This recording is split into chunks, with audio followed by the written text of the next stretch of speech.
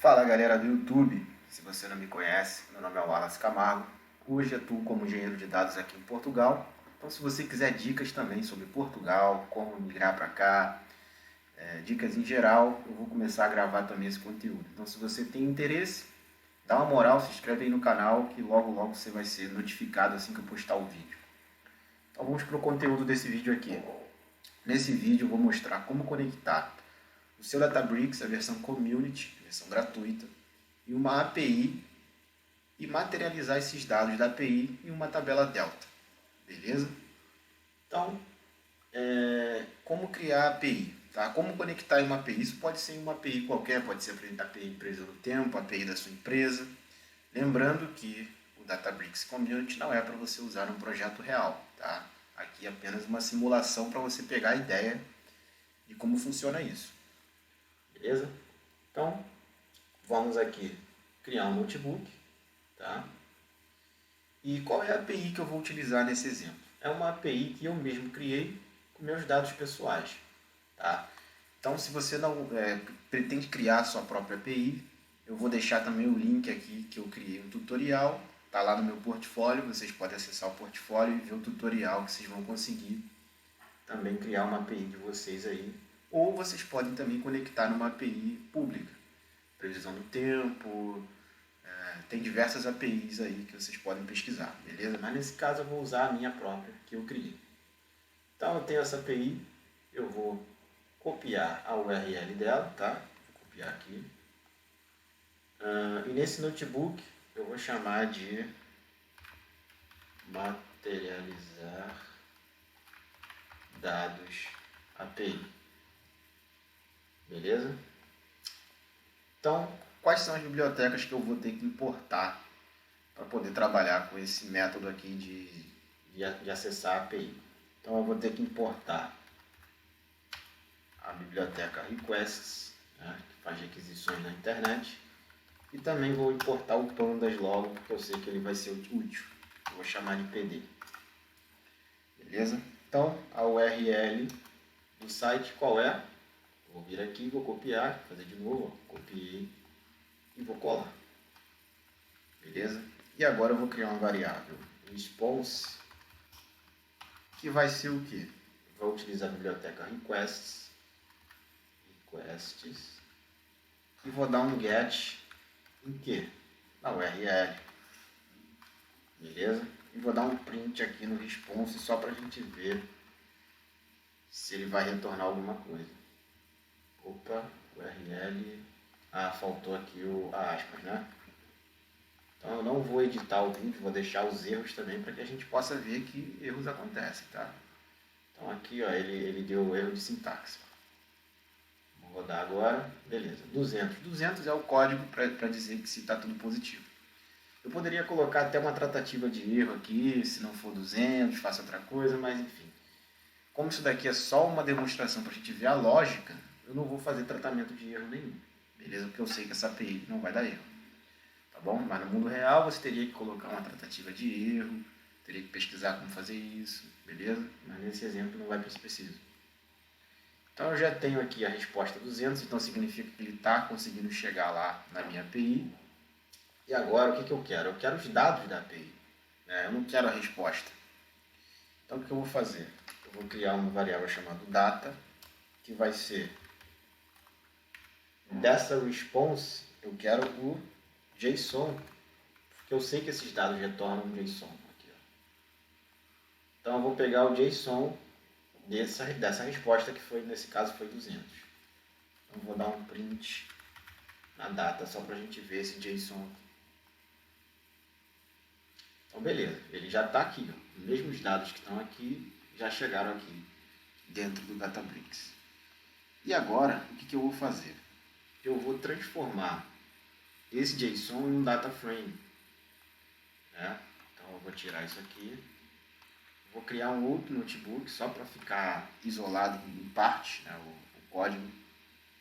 Então eu vou criar um data frame que vai ser um spark.createDataFrame, que eu vou criar a partir de quê? Dessa variável data aqui. Tá? E eu vou dar um df.display, só para a gente ver esses dados aqui sendo transformados em uma tabela. Então eu vou executar isso aqui. Então já criei uma tabela, veio um pouco bagunçado, depois eu poderia organizar isso, o ID vir na frente, né? Mas como é uma staging, eu vou escrever isso numa staging, então é pressuposto que eu deixe assim mesmo. Então, beleza, vou criar mais um aqui no notebook. E agora eu vou criar um banco de dados SQL, ó. A gente pode ver aqui, através de um script SQL, eu vou criar uma database aqui, que a gente só tem aqui a padrão, que é a que já vem, mas eu vou criar uma outra,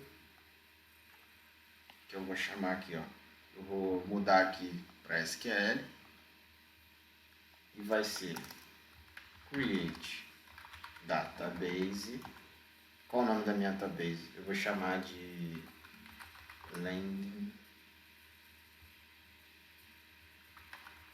zone API, tá? Que é como se fosse uma stage. Vou executar. Ok. E agora na minha landing zone eu vou materializar essa tabela aqui que é a DF. Beleza? Então eu vou criar aqui, vou pegar esse DF e vou criar uma temp view create. Posso criar até uma global temp view, tá? Create replace temp view. Vou criar só uma sem ser global.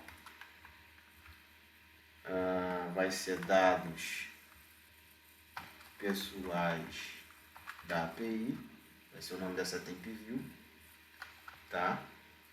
Que é a partir do meu data frame aqui.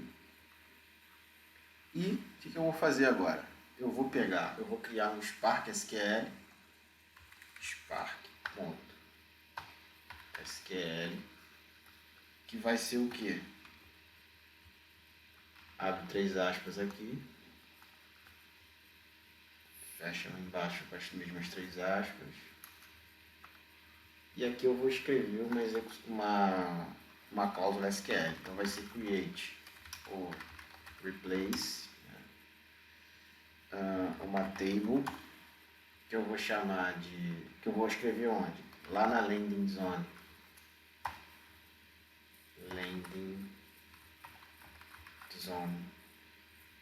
da API ponto dados pessoais, que vai ser o nome da minha tabela.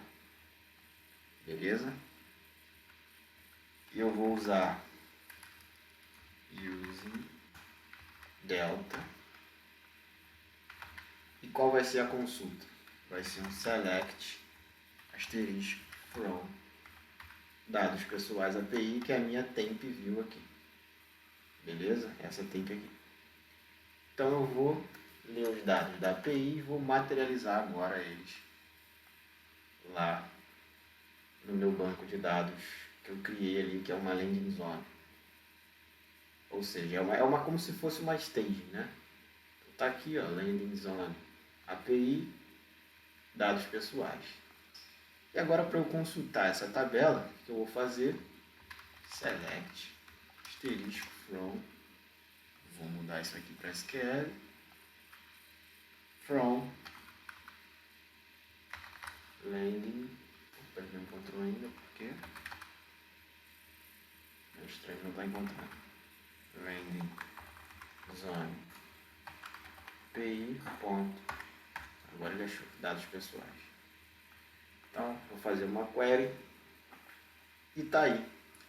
Materializamos a nossa tabelinha que vem lá, os dados que vem da nossa API, dentro aqui do banco de dados do Databricks. E assim, a gente poderia depois fazer uma transformação, escrever isso numa camada bronze, poderia fazer uns filtros, poderia simular aqui uma bronze, silver e gold, que seria aí a arquitetura moderna de Big Data.